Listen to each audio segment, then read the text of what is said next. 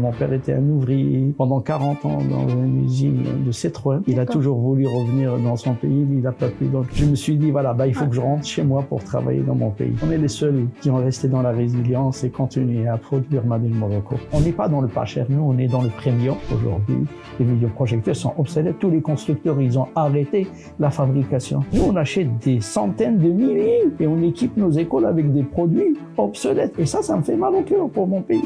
Je prends toujours l'exemple de la tomate, comme on a un sac chez Sindordial Matecha, si vous le gardez chez vous, si vous le mettez au bout de 2-3 jours, c'est des produits périssables. Donc, essayez d'investir sur des produits qui ne sont pas périssables. L'intelligence artificielle commence à l'âge de 3 ans. Comment on peut donner aujourd'hui un cours à un enfant de 15 ans via un vidéoprojecteur et avec un PDF? Il ne va pas suivre.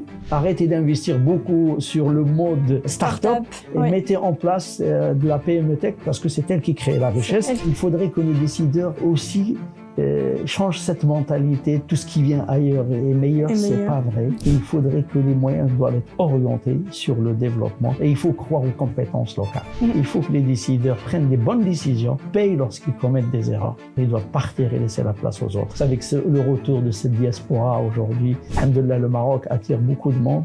Il faudrait qu'on leur prépare le terrain. J'ai des conseils à donner à des gens qui peuvent venir investir. N'attendez pas 2-3 ans, ça va devenir de plus en plus difficile. À travers la PBI, de là, on est en train de travailler de telle sorte à ramener nos PME Tech vers l'Afrique, les faire connaître aussi pour qu'on puisse aller chercher du business et de l'économie pour notre pays.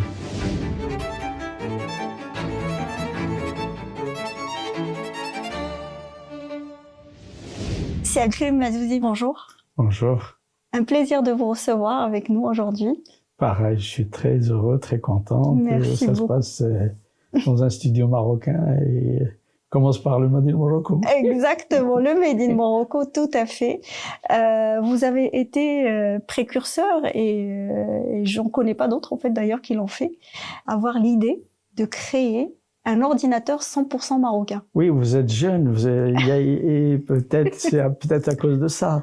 Il y avait d'autres Marocains qui ont essayé de créer, ils ont travaillé. Donc il y avait d'autres marques marocaines dans les années 92, 93, 95, qui ont fait le Made in Morocco, qui ont lancé. Malheureusement, on est tous partis ensemble, mais il y en a, ils ont abandonné. Donc on est les seuls qui ont resté dans la résilience et continué à produire Made in Morocco. Magnifique. Mais il y a d'autres marques marocaines qui ont essayé. Bon, écoutez, en tout cas, voilà, ce qui nous importe, c'est ceux qui ont continué l'aventure et qui l'ont concrétisé.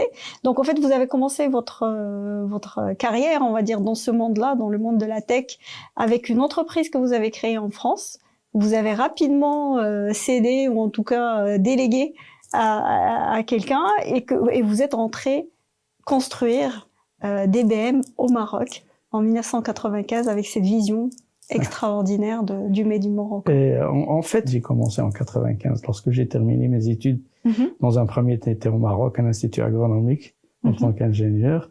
Et j'ai terminé en France et j'ai démarré un métier qui était dans le bâtiment. Rien à voir avec le diplôme que j'ai obtenu. C'était le bâtiment.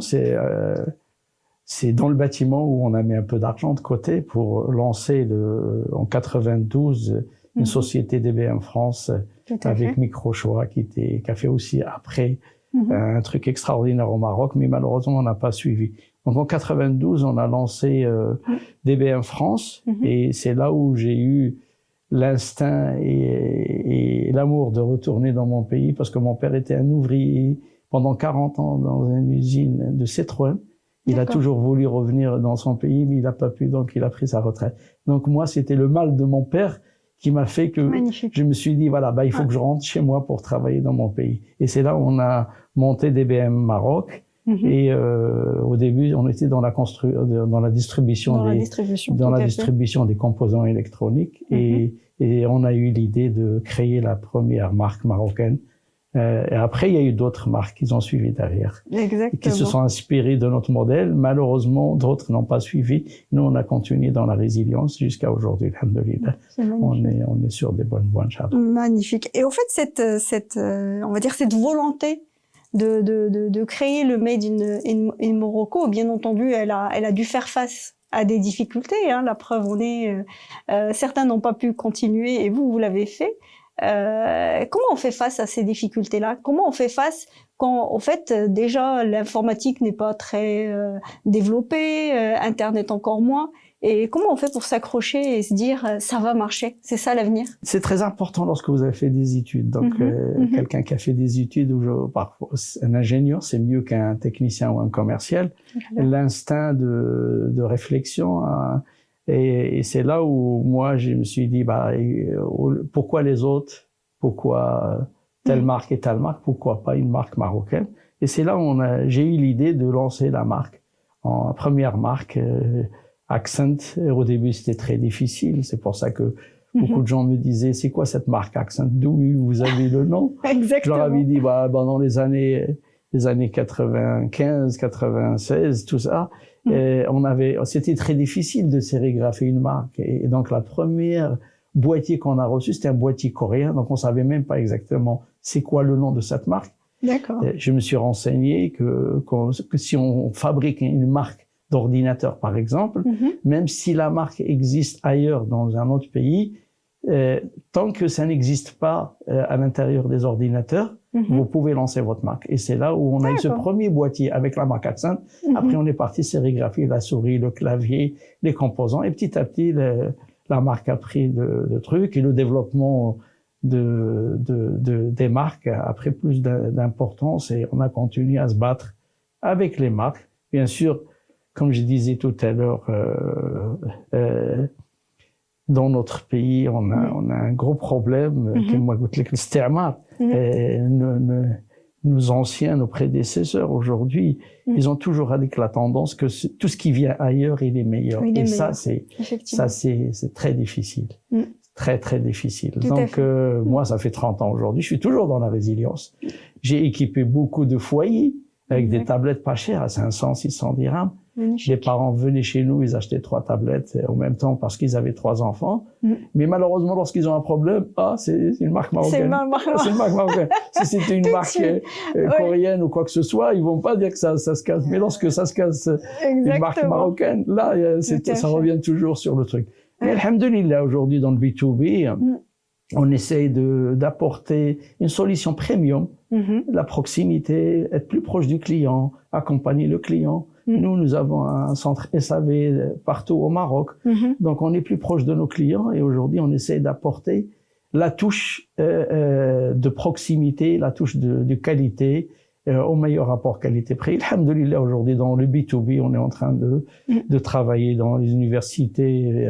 On a des grands clients aujourd'hui, l'UM6, SP, les universités, tout ça, alhamdoulilah. Et pas qu'au Maroc, parce que vous avez quand même vendu aussi en France.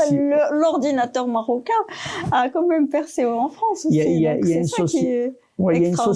société en France qui a été lancée sur la vente sur Internet il y a très longtemps, les années 98, Cdiscount. On était les premiers à accompagner Cdiscount. Et on a fabriqué des ordinateurs Accent et une autre marque irlandaise, Icon. Et ça se montait à Casablanca, et on livrait directement Cdiscount en France. Donc on a livré pas mal de milliers d'ordinateurs en France à travers Cdiscount. Et on a fait aussi des grands projets en Afrique. Exactement, l'Afrique maintenant, aujourd'hui, vous avez certainement été précurseur, mais j'imagine que c'est un marché aussi très intéressant. On a eu la chance aujourd'hui, grâce à des gens intelligents, lorsqu'il a travaillé, lorsqu'il était ministre de l'Industrie, sur Maroc numérique 2010-2013. Ça a développé beaucoup l'Internet. L'arrivée de la 3G, de la 4G a démocratisé. Le lancement des programmes tels que Nafida 1 2006, 2009 a aussi aidé les enseignants à acquérir un ordinateur et une connexion Internet. On a équipé à peu près 300 000 enseignants sur Nafida 1. Et là, on vient de faire, au bout de 15 ans après, 2024-2025, Nafida 2. Donc, ça veut dire que Nafida 1, il y a 15 ans, a équipé beaucoup d'enseignants. Et on a eu la chance d'avoir un président comme Sebkhali à la Fondation Mohamed VI, qui était au début à la tête avec M.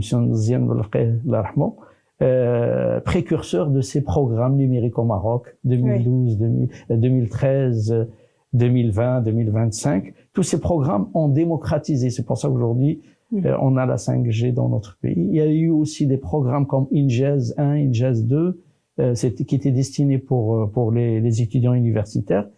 Et c'est là où il y a eu des programmes qui se sont faits en Afrique, au Sénégal, en Côte d'Ivoire. Au Sénégal, c'est Sama PC, au Côte d'Ivoire, un PC, un étudiant, et même en Burkina Faso. Donc le Maroc a inspiré pas mal d'autres pays africains par ces programmes numériques. Et aujourd'hui, alhamdoulilah, ces programmes, ils sont extraordinaires. On est toujours là, on essaie d'accompagner le gouvernement sur ces programmes. C'est une succession de programmes qui aident à développer Exactement. Et donc, au fait, bon, si on revient juste par rapport à votre stratégie de positionnement, par rapport à tous ces mastodons, on va dire mondiaux, qui, ben voilà, Microsoft, Dell et j'en passe, qui sont aussi présents au Maroc d'ailleurs.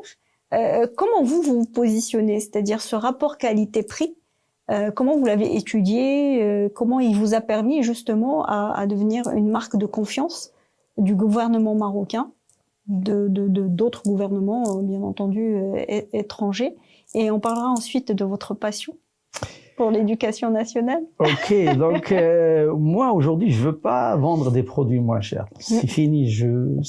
Bien sûr, logique. On vend des produits premium. C'est quoi des produits premium? Ça veut dire on essaie d'étudier les produits, on fabrique des produits comme on fait comment dirais-je, un plat. Exactement. Donc on choisit les composants, on choisit les trucs, et on est plus proche de nos clients. Donc on est plus proche de nos clients, on accompagne le client. D'abord, premièrement, il faut le conseiller lorsqu'il veut. Conseil d'abord. Après, une fois qu'on conseille, on donne le produit. Aujourd'hui, lorsqu'on parle par exemple de Microsoft, de Intel, c'est nos partenaires. Donc aujourd'hui, lorsqu'on fabrique un ordinateur, on a besoin d'un processeur. Donc c'est Intel qui est numéro 1, c'est Microsoft qui est le seul dans le software. Donc c'est nos partenaires. Donc ça, c'est nos partenaires. Maintenant, les autres marques, aujourd'hui, ils ont des difficultés aussi d'approvisionnement, de shortage et tout ça.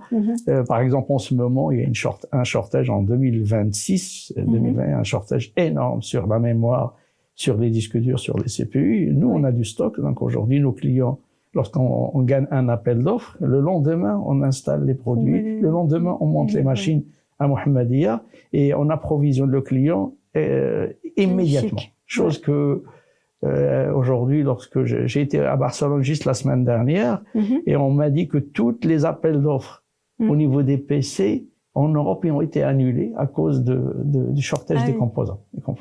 Donc on est plus proche de nos clients et alhamdoulilah, aujourd'hui, au bout de 30 ans, on a une très bonne relation avec nos clients. Et au fait, le fait d'avoir ce stock de composants, c'est plus justement une stratégie, c'est-à-dire qu'on sait à peu près qu'il va y avoir justement ces pénuries, et donc on est plus attentif à l'approvisionnement, ou est-ce que justement au Maroc on a aussi des composantes? Comment ça se passe concrètement? Et nous aujourd'hui, on a choisi une stratégie où on fabrique des produits de qualité, on les stocke et on les met à la disposition dans nos clients. On n'attend pas jusqu'à ce que le deal soit là pour aller fabriquer en urgence. D'accord. On fabrique des produits de qualité, on les stocke et on va les vendre chez nos clients.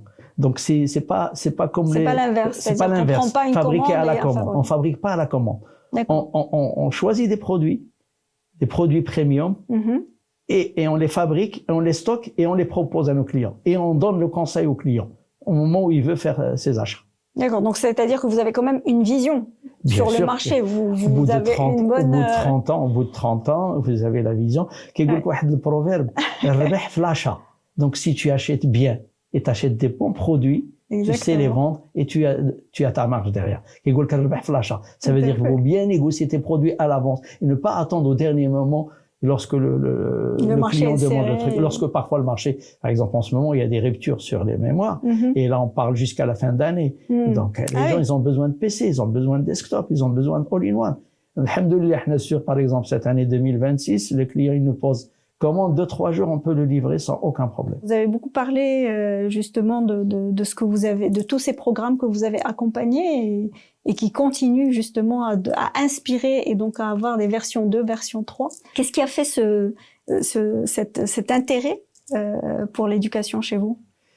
C'est venu par hasard. Alors, lorsque je vous ai dit tout à l'heure, on a fait des programmes avec la Fondation Mohammed VI, 2006-2009, on a équipé 250 000 enseignants. On a fait Nafida 2, aussi on a équipé Nafida 2, 2023-2025, on a équipé aussi 200 000 enseignants. On a fait Injaz 1 pendant 5 ans, Injaz 2 pendant... Automatiquement, on s'est retrouvé dans le domaine de l'éducation. Et aujourd'hui, il y a 2 domaines dans mon pays où moi, je suis un citoyen. Donc aujourd'hui, il y a le domaine de la santé, donc c'est pas mon métier, mais le domaine de l'éducation. Je pense que j'ai acquis une expérience de 30 ans.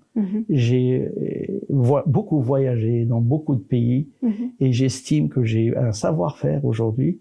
Je suis un citoyen marocain et j'essaie aujourd'hui d'inspirer nos décideurs, nos politiciens.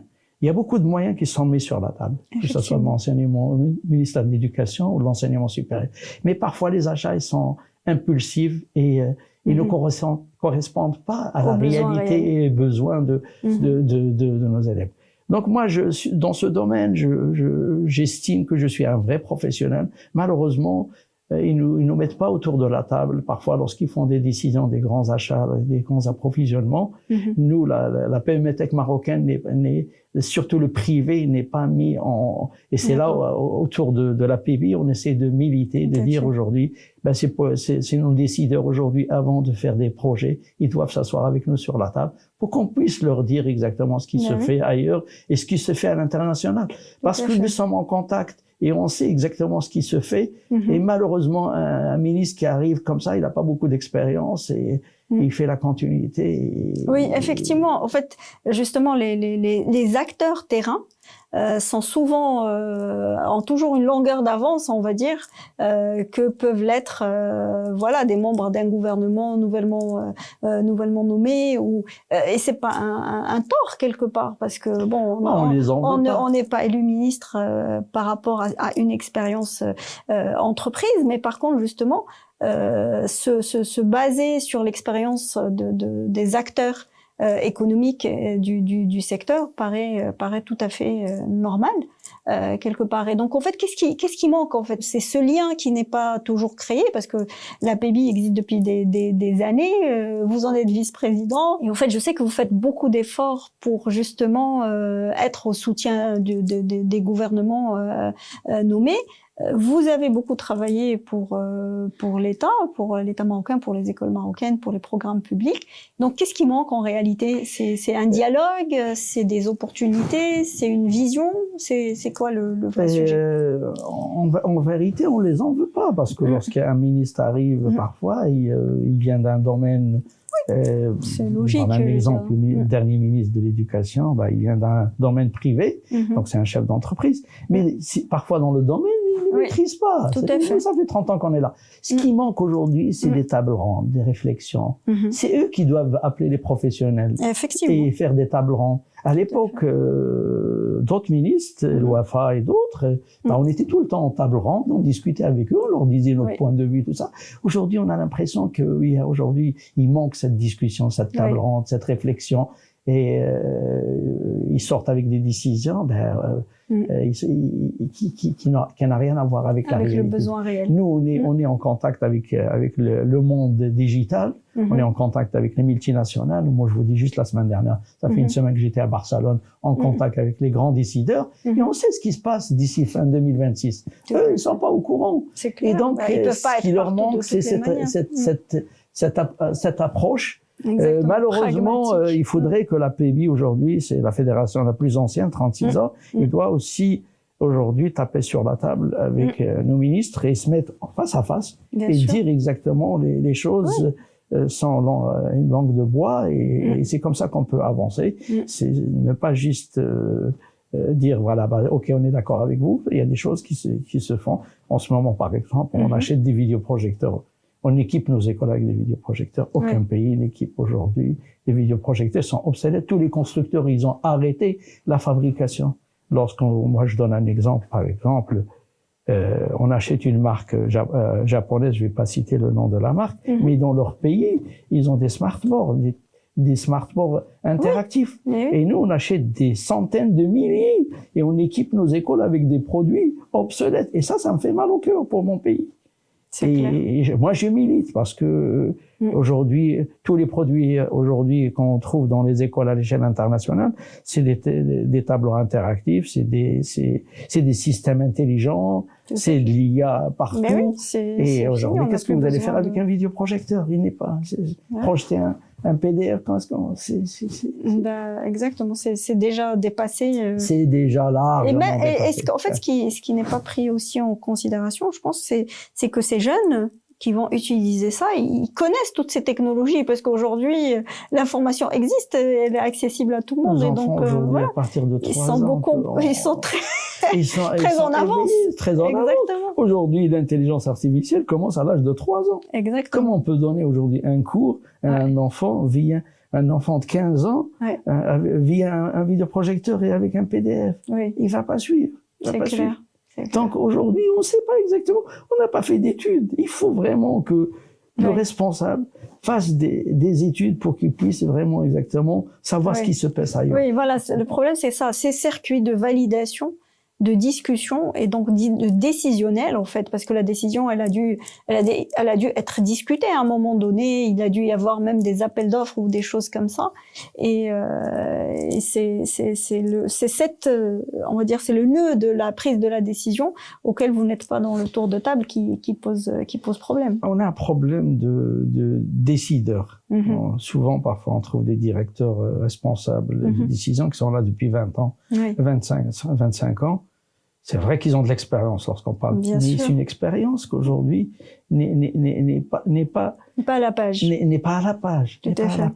Et c'est malheureux. Parfois, il n'y a pas de table ronde, il n'y a pas de réunion avec le privé. Aujourd'hui, c'est avec le privé qu'on peut faire les choses. Malheureusement, le privé, il est mis de côté et lorsque les décisions sortent, c'est un peu trop tard et ils sont mal orientés pour notre pays. Il faut que ça change. Vraiment, il faut que ça change. Parce que le Maroc, ne peut plus se permettre et puis il a des engagements sur plein de domaines et il est il est moteur aujourd'hui le Maroc, c'est-à-dire tout le monde l'identifie comme un moteur pour l'Afrique au moins si ce n'est plus et donc on peut plus rater des coches comme ça de cette manière, ça serait un peu dommage. C'est vraiment dommage. Sa Majesté a mis en place vraiment une stratégie extraordinaire. On est très fiers de notre pays, on est très fiers de notre roi. Malheureusement, les décideurs, parfois, ils prennent des décisions à l'encontre de ce qui se fait. Nous avons un savoir-faire, nous avons des ingénieurs, nous avons des compétences. Exactement. Et des compétences marocaines qui sont prouvées un peu partout à l'échelle mondiale. Exactement. Et lorsqu'aujourd'hui, quelqu'un me dit, voilà, est-ce qu'on peut avoir une équipe qui va aller à Dubaï pour nous installer des écrans d'affichage? Parce qu'il y a un savoir-faire à tous les niveaux dans notre pays. On a notre diaspora marocaine qui revient. Et parfois, malheureusement, un décideur parfois décide des choses qui sont à l'encontre de l'intérêt. Les moyens sont limités parce que lorsque on prend, je sais pas moi, 2 ou 3 milliards de dirhams pour investir sur l'école marocaine, si l'investissement n'est pas adéquat, on a perdu toute une génération. Et ça, on le voit tous les jours. On le voit malheureusement tous les jours. Et donc, en fait, pour rester sur ce sujet de l'éducation, vous avez développé des solutions de e-learning. On a développé des solutions e-learning. On a eu l'occasion en janvier 2020, juste avant le Covid, de rencontrer Madame Awatif, qui était la présidente de l'Université de Casablanca. C'est une dame qui était à l'étranger, qui avait un esprit plus ouvert, qui est digital. On a démarré avec elle un projet pour les 19 établissements de Casablanca. À ce jour-là, on a installé donc un projet dans les établissements de Casablanca et de Mohammedia. Les établissements, les universités? Les établissements, il y a 19 établissements. Il y a 14 établissements universitaires à Casablanca et il y a 5 à Mohammedia. Donc il y a des établissements de lettres et juridiques et des établissements aussi d'école d'ingénieurs. On a mis en place donc cette solution e-learning. On continue encore. On a pris un peu de retard dans notre pays. Heureusement, l'ancien ministre, c'est Hamzazi, a mis en place une loi 30-70. Ça veut dire on peut donner des cours à distance à 30% et 70% en présentiel, donc la loi, elle est là. Moi, je reste toujours optimiste pour mon pays, pour aller vers le 100% sur des filières, parce qu'aujourd'hui, on peut faire des cours à distance à 100%. Nous continuons à travailler avec les directeurs, les doyens, pour qu'ils puissent former leurs enseignants, tout ça. Et la 5G, elle est là, les gens sont connectés, tout est là. Et aujourd'hui, c'est malheureux de faire déplacer 200 km un étudiant pour venir suivre un cours qui peut le suivre à distance chez lui sans... On connaît la problématique de la logistique, transport, le logement et tout ça. Et il faudrait faire comme le Canada, comme les autres pays. Aujourd'hui, toutes les grandes universités ont des cours en ligne, des diplomations très élevées en ligne. Donc, il n'y a pas de raison. Donc, nous, on investit dans le e-learning. On a des projets en Afrique. On a des projets ici, locaux au Maroc. Doucement et sûrement. Et les mentalités changent, les professeurs changent, les doctorants, les doyens. La mentalité est en train de se mettre en place. Alhamdoulilah, il y a beaucoup de compétences et ça va venir petit à petit, ça va venir dans notre pays. Et c'est quoi l'horizon quand vous dites ça va venir petit à petit? Au fait, aujourd'hui, on parle de quoi? De 2 ans? On parle de 1 an? On parle de 10 ans? De quoi je pense qu'on va parler de 2-3 ans. 2-3 ans que les choses se mettent en place et les choses sont en train de se mettre en place. D'accord. Est-ce qu'il y a des pays en Afrique qui sont plus en avance que nous? Moi, je cite toujours l'exemple du Sénégal. Du Sénégal, en 2010, ils avaient 3000 bacheliers, ils n'avaient pas de place parce qu'ils ont 5 facultés. Les places aux facultés sont limitées, donc ils avaient 3000 étudiants bacheliers, ils ne savaient pas où les mettre. Et c'est là où ils ont créé l'UVS, l'Université virtuelle du Sénégal. Donc ils ont acheté des ordinateurs et des connexions Internet, les ont donné un truc, et ils ont créé des cours via un serveur. À ce jour-là, donc ils ont commencé avec 5 filières, aujourd'hui ils sont à 60 filières. Tous les cours se font à 100% à distance. C'est à petite échelle, 60 000 étudiants. Donc, c'est même pas, on va dire, l'université de Casablanca, fac de sciences, c'est 40 000 étudiants. Donc, c'est à petite échelle, mais c'est à petite échelle depuis 10 ans. C'est une vraie expertise africaine qu'il faut aujourd'hui s'inspirer. Le Maroc a plus de moyens. Plus de moyens, donc il peut vraiment... Et a plus de besoins aussi. Et il a plus de besoins. Il peut attirer aussi beaucoup d'étudiants africains. Exactement. On peut attirer beaucoup d'étudiants africains. On a la matière, c'est-à-dire qu'on a des Et si on veut vendre ce pays, si on veut vendre son pays, il faut vraiment former la génération africaine, les étudiants africains dans notre pays. Et donc, le Maroc, on va dire, à portée de main, le e-learning. Il suffit juste de vouloir et il faut que les présidents d'université fassent plus de réunions, plus de tables rondes. J'espère aussi que la PEBI doit être aussi en avant pour mettre en avant et on a au niveau de la PEBI, nous avons beaucoup de compétences, beaucoup de PME qui sont dans le digital, dans l'accompagnement, dans la formation. Par rapport à toutes les spécialités que vous avez fait et tous les développements que vous avez mis en œuvre, donc il y a le gaming aussi. Donc est-ce que vous pouvez nous en parler un petit peu, nous expliquer de quoi il s'agit concrètement? Le gaming, lorsqu'on parle aujourd'hui de l'IA, on parle des cartes graphiques, on parle d'NVIDIA, on parle pas mal de trucs. Donc il y a beaucoup de jeunes, ils ont besoin de machines gourmandes, puissantes pour faire leur développement. Et donc moi j'ai fait le gaming en 95. J'étais parmi les premiers à faire des machines gaming en 95. Le business n'était pas encore là. Donc, on a attendu jusqu'à 2025 pour que vraiment la demande soit là. Et on a lancé cette marque, donc AGX, c'est Accent Gaming Extreme.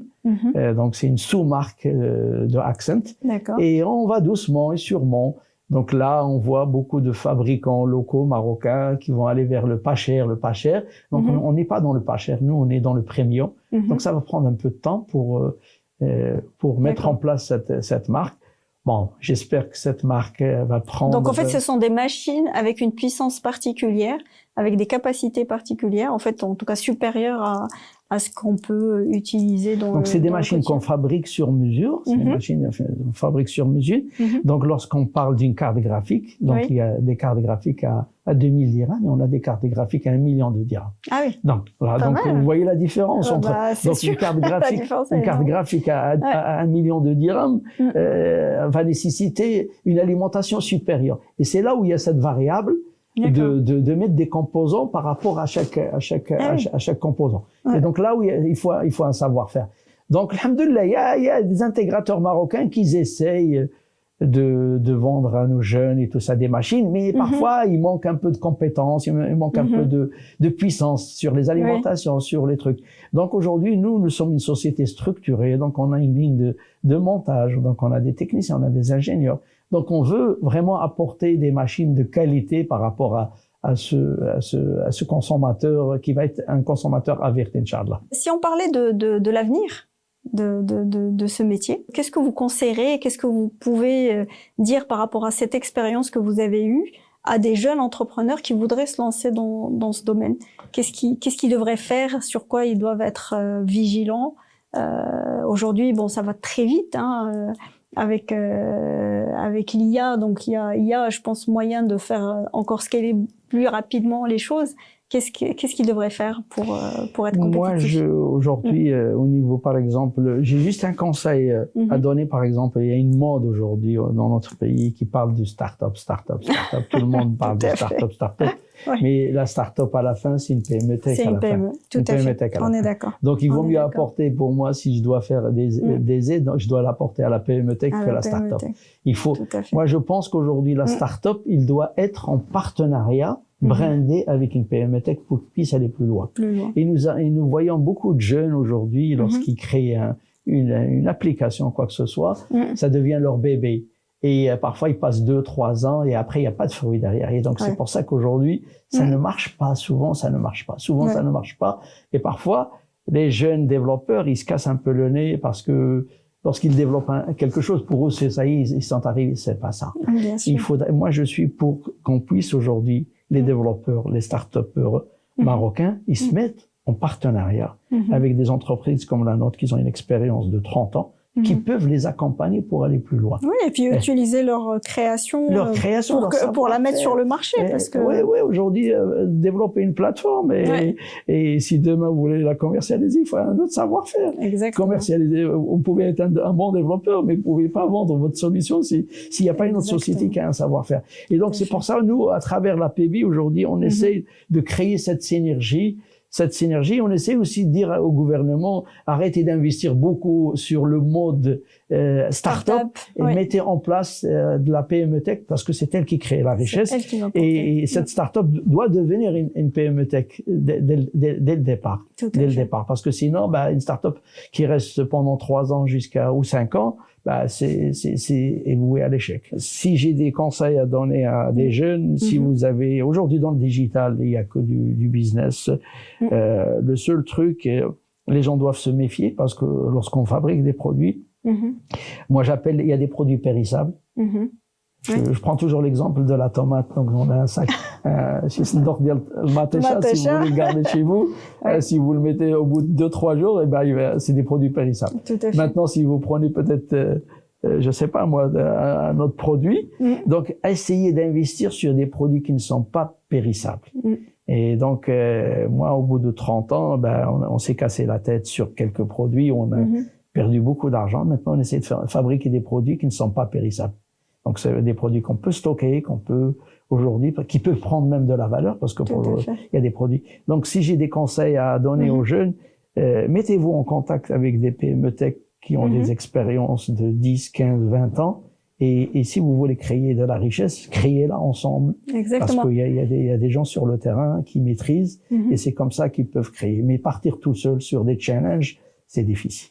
Parce que moi, je trouve l'idée extraordinaire, au fait, de parler de produits non périssables dans la tech. Donnez-moi un exemple d'un produit non périssable dans la tech. Qu'est-ce que ça serait? C'est-à-dire, c'est une composante? Ou bien c'est un produit semi-fini, quelque part, qui peut évoluer en fonction de l'évolution du marché, ou bien c'est un produit fini complètement? Je vais vous donner 2 exemples. Vous avez entre la main, par exemple, un ordinateur. Tout à fait. Un ordinateur, c'est un produit périssable. Oui, effectivement. C'est un ordinateur. Vous le fabriquez, si vous le vendez pas dans les 3 à 6 mois, il devient périssable. Parce que Intel ou les fabricants de composants créent des générations. Bon, Oui. c'est un peu à la mode, Oui. pour qu'ils puissent toujours être à la Ah, page. voilà. Mais en général, la puissance, elle est grosso modo la même. Mhm. Mais eux, ils créent de la génération. Le consommateur ne le sait pas. Mhm. Et donc, lorsqu'il va acheter un produit, il va dire, vous avez la 10e ou la 14e génération. Si vous avez la 10e génération, pour lui, c'est un produit périssable. Donc, le portable, le notebook, c'est un produit périssable. Oui. Je vous donne un exemple, par exemple, des écrans LED ou des écrans LED ou LCD. C'est pas des produits périssables. C'est de l'aluminium, c'est des ampoules. En général, vous pouvez les garder pendant 1 an. Si vous avez un bon produit, il va pas être périssable. Donc c'est ce genre de truc. Et ça, vous ne pouvez l'acquérir qu'avec l'expérience. Qu'avec l'expérience. Lorsque vous avez plus d'expérience, là, vous dites voilà, ça c'est des produits périssables. Je vais pas beaucoup investir. Là, c'est des produits à valeur ajoutée. Ils ne peuvent qu'augmenter. Et c'est là où je vais investir. C'est là où je vais fabriquer. C'est là où je vais stocker. C'est là où je vais conseiller mes clients. Magnifique. Et ça vient avec le temps, avec l'expérience. Exactement. D'où l'importance justement de s'allier à des PME tech qui justement ont cette expérience-là et pourront vous aider, en tout cas nos start-upers, nos développeurs, nos génies de la tech à concrétiser et à créer quelque chose, à créer de la valeur sur ce beau marché qui est en pleine expansion, mais dans lequel il y a encore beaucoup de choses à faire aujourd'hui. Moi, j'ai pris un exemple du Portugal en 2006. Le Portugal n'avait pas beaucoup d'industrie, n'avait pas beaucoup de minerais, tout ça. Ils ont investi sur le digital. Ils ont créé eux aussi, et ils avaient pas mal de sociétés qui ont développé beaucoup de plateformes. Et ils ont vendu le digital sur l'Europe et sur les États-Unis. Ils avaient à peu près presque 25% de leur PIB que des plateformes digitales. Le Maroc doit investir là. Nous avons des développeurs, nous avons des ingénieurs, nous avons vraiment, alhamdoulilah, aujourd'hui, beaucoup de choses. Et il faudrait que les moyens doivent être orientés sur le développement. Et il faut croire aux compétences locales. Vraiment, nous avons nos ingénieurs un peu partout, dans l'aéronautique, partout là où il y a les domaines. C'est là où le gouvernement doit investir. La PIB doit travailler sur la PME Tech pour mettre en avant. Nous avons aujourd'hui à peu près 400 PME Tech dans le digital. Il faut les mettre en avant, il faut les faire connaître, et il faudrait que nos décideurs aussi changent cette mentalité. Tout ce qui vient ailleurs est meilleur, c'est pas vrai. C'est la proximité. C'est le développement sur mesure. Le service sur mesure, il est meilleur. On a des excellents. En plus, avec le retour de cette diaspora aujourd'hui, qui vient de Canada, qui vient des États-Unis, qui vient de France, de Belgique, et dans d'autres pays. Alhamdoulilah, le Maroc attire beaucoup de monde. Il faudrait qu'on leur prépare le terrain. Oui, et puis il faut qu'ils soient aussi motivés avec une perspective d'avenir et donc une ouverture. Parce que oui, c'est vrai, aujourd'hui, tout le monde a envie de réinvestir le Maroc, d'aider et de participer à cette croissance qu'on perçoit tous.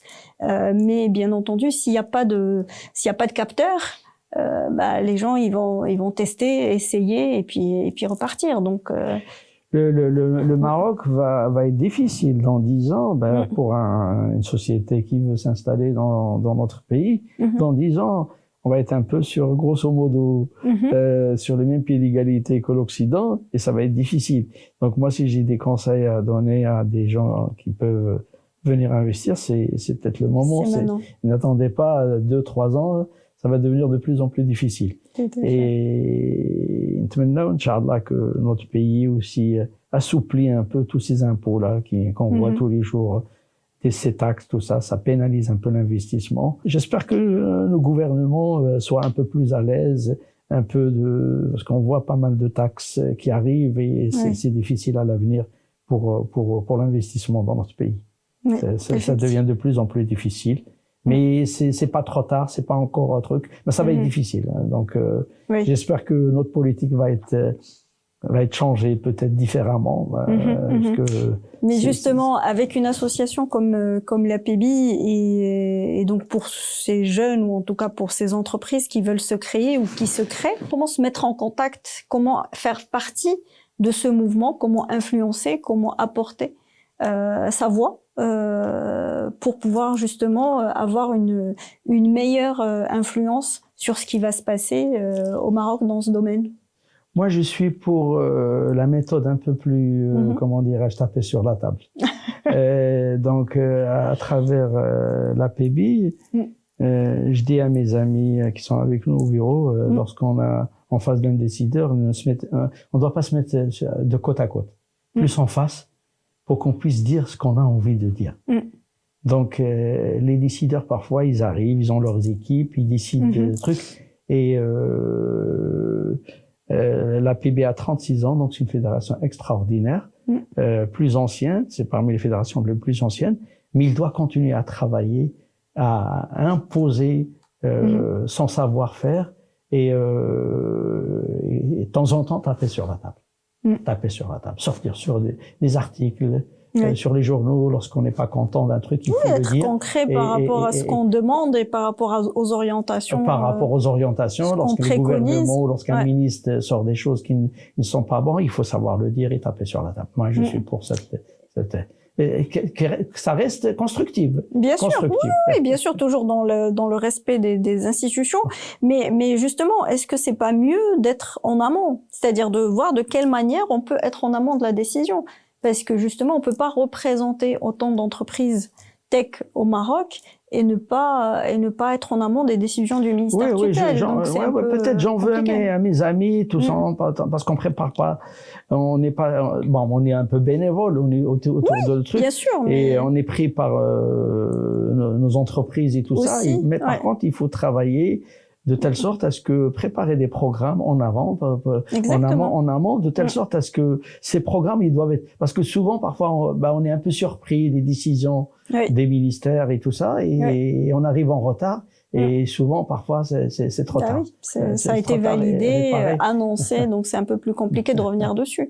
Alors que justement, si on est précurseur, si on est en amont de l'initiative, on a beaucoup plus de latitude à donner un avis et puis aussi à orienter. Donc je pense que voilà, il y a des choses à faire de part il y a des choses à faire de part et d'autre. Mais voilà, mais ça va dans le bon sens parce que je pense qu'il y a une dizaine d'années, on pouvait pas en prévoir ce genre de choses, on pouvait pas ni même en parler de manière ouverte et avoir une perspective, on va dire, par rapport à un impact possible sur le secteur, n'est-ce pas? Alhamdulillah, là on est ça fait 2 mandats, 2 ans plus, surtout le dernier mandat à travers l'APB aujourd'hui. L'APB a été mis sur un autre élan, alhamdulillah, il est connu et respecté par les autorités, par tout le comment dirais-je, les administrations. On est respecté, mais je vous cache pas la vérité, on a encore besoin de taper sur la table parce que il y a des choses où on n'est pas content et avec le bureau de l'APB, on réfléchit, on essaie de travailler de telle sorte à changer les choses. Et c'est aujourd'hui, on est pour une vision privée-publique. C'est comme ça que les choses peuvent, que ce pays peut se construire. Quelle a été votre plus difficile décision que vous avez eu à prendre en 30 ans de carrière? Qu'est-ce qui a été le plus dur à faire? En tout cas, la décision la plus dure à prendre. Alors, j'ai eu un moment où ça a été un peu très difficile lorsque je faisais des smartphones et lorsque Google a changé de stratégie. À l'époque, les téléphones n'étaient pas certifiés GSM Google. Et à un certain moment, Google a décidé tout ce qui n'est pas certifié devait être obsolète. Et là, à un certain moment, j'avais fabriqué beaucoup de stocks avec beaucoup d'argent. Et ça a été très difficile pendant 2-3 mois. Le temps de passer à d'autres choses. Heureusement que Google n'a pas fait le virage. Et c'est pour ça qu'aujourd'hui, si on a des conseils à donner aux jeunes, parfois allez-y petit à petit parce que lorsque vous accompagnez des multinationales, à n'importe quel moment, ils peuvent changer de direction et vous vous retrouvez dans le fossé. Et donc ça, j'ai des conseils. Les gens ne le savent pas parce qu'à un certain moment, on vendait des téléphones qui n'étaient pas certifiés Google. Et à un certain moment, Google a dit, je vais bloquer tous les ordinateurs et les tablettes qui sont pas certifiés. Et là, on était devant un fait accompli que Qu'il fallait se faire certifier rapidement et ils n'étaient pas certifiés, il fallait les vendre. On ne pouvait pas les certifier parce qu'au début, il a laissé aller les machines non certifiées et à un certain moment, il a dit tous les machines doivent être certifiées, sinon ils vont pas avoir le fameux Play Store. Et les gens, ils étaient déjà connectés sur le Play Store, ils ne pouvaient plus acheter des machines sans le Play Store. Et là, c'était une décision qui risquait de laisser pas mal de casse. C'est pour ça aujourd'hui les multinationales, il faut toujours se méfier des multinationales. Ouais. Ah de toute façon ils ont le pouvoir, donc ils savent très bien que à chaque décision c'est une orientation nouvelle du marché, donc il faut être à l'écoute et puis être un peu plus attentif au retournement de situation, parce qu'en général il y a des signaux de ce genre de décision. Ils viennent pas comme ça, c'est-à-dire il y a très peu de surprises dans ce monde-là, mais en général ça peut s'accélérer rapidement. Ouais, ils peuvent changer d'orientation d'un jour ou l'autre et ils laissent derrière eux beaucoup de casse, et si vous n'êtes pas bien armé, vous pouvez fermer la boîte à cause d'une décision qui a été faite par une multinationale. Quelle est votre vision, justement, pour un Maroc dans 10 ans sur ces aspects de digitalisation, technologie, positionnement dans ce monde-là? On va dire que vous avez une baguette magique et que vous pouvez transformer tout ça en une vision extraordinaire du Maroc dans 10 ans. Ça serait quoi? Moi, je vous cache pas la vérité. À un certain moment, je me doutais de mon pays. Je me doutais un peu de mon pays. Et moi, juste dernièrement, il y a même pas 3 semaines, j'étais à Paris et j'étais très enthousiaste de rentrer chez moi. La première des choses que j'ai fait lorsque je suis arrivé à l'aéroport de Casablanca, il y avait la photo de Sa Majesté. J'ai pris une photo et je me suis dit, Allah al-Watan al-Bari, mon pays, j'adore mon pays. J'ai envoyé la photo à mes frères. Et j'ai vécu pendant 13 ans en France. C'est fini, la France. Et ils sont dans un stress terrible. J'étais en Espagne, j'ai vu des mendiants, des vieilles femmes espagnoles bon, je vais pas dire que même chez nous aussi, il y a des mendiants. Oui, mais nous, on est en train de dépasser tout ça, justement. L'Occident, il est dans un truc très difficile. Croyez dans votre pays. Moi, je suis très fier de mon pays. C'est pas toujours, les choses se passent pas de la même manière, mais on va militer, nous et nos enfants, pour ce pays. Il faut que ça change. Il faut que les décideurs prennent des bonnes décisions. Il faut que les gens payent lorsqu'ils commettent des erreurs. Et ça, il faudrait que la justice soit claire et nette. Et lorsque les gens commettent des erreurs, ils doivent partir et laisser la place aux autres. Et c'est un pays qui appartient à tous les Marocains, à tous ceux qui veulent venir investir dans ce beau pays. Et on doit, lorsqu'on voit des choses qui sont pas bonnes, il faut le dire haut et fort. Et il faut que les gens, ça suffit, ça suffit. Il faudrait que les choses avancent. Et le Maroc est sur une bonne voie. Sa Majesté a fait le nécessaire pour qu'on puisse avancer. C'est à nous de travailler, les Marocains, les mains dans les mains. Alhamdulillah, on a fait une belle Coupe d'Afrique. Ça s'est mal passé à la fin, mais c'est pas grave. Mais alhamdulillah, le Maroc sur 20 millions de tourisme. J'espère que si je veux parler aujourd'hui juste un tout petit peu sur le GITEX, ça fait 4 ans. Et là, ça m'a fait mal au cœur. Parce qu'il y a la première année, on a dit, voilà, il faudrait qu'on construise des bâtiments pour attirer des investisseurs. Chouma d'abord, en 4 ans, on est encore sur des bâches et des trucs provisoires. Et si aujourd'hui on a instauré GITEX à Marrakech, il faudrait que notre gouvernement travaille de telle sorte à construire des bâtiments, de telle sorte à attirer tous ces investisseurs, tous ces salons internationaux qui se font ailleurs pour qu'ils viennent dans ce beau pays où on a le soleil, la pluie, on a tout ce qu'il faut dans ce pays-là, mais on ne doit pas continuer, par exemple, on est dans la 4e année et on est encore dans des guitans en bâche, en plastique, ça c'est pas bon. Et nos décideurs n'ont pas compris. On avait parlé avec Madame Rita, l'ancien ministre, la première année, la 2e année, là, on est dans la 4e année. Il n'y a rien qui a été fait. Et j'espère que nos décideurs, je pense à travers l'APB, on doit taper aussi sur la table pour leur dire, vous n'avez rien fait pendant 4 ans. On n'avait même pas construit 1 ou 2 bâtiments. Pourtant, il y a beaucoup de moyens. Il faut peut-être retirer un peu d'argent sur les stades, mais aller investir pour attirer l'investissement et l'économie, c'est important aussi. Il n'y a pas que le sport, il y a aussi l'économie. Oui, l'économie et la tech. Et la tech. Inch'Allah. Merci infiniment. Merci beaucoup. C'était un vrai plaisir de vous entendre, de vous recevoir. Je pense qu'il y a une très belle perspective sur ce secteur pour nos jeunes, pour notre pays et pour l'Afrique. Pour l'Afrique et aussi. On va tous continuer de militer ensemble pour que ça devienne réellement ce rêve que devienne réalité, Inch'Allah. Inch'Allah, à travers l'APB, on est en train de préparer beaucoup de caravanes, Inch'Allah. Pour l'Afrique, on est orienté Afrique et Moyen-Orient. Super. Aussi, il y a beaucoup de business au Moyen-Orient, Arabie Saoudite, Jordanie, Émirats, Égypte, tout ça. Donc nous, à travers la PB, alhamdoulilah, on est en train de travailler de telle sorte à ramener nos PME Tech vers l'Afrique, les faire connaître aussi, et pour qu'on puisse aller chercher du business et de l'économie pour notre pays. Magnifique. Merci beaucoup. Merci. Avec ce message d'espoir. Je vous dis à très bientôt. À très bientôt. Merci beaucoup. Au revoir. Merci d'avoir partagé ce moment avec nous. Abonnez-vous, partagez cet épisode et rejoignez-nous pour la prochaine conversation sur CEO Enlightenment.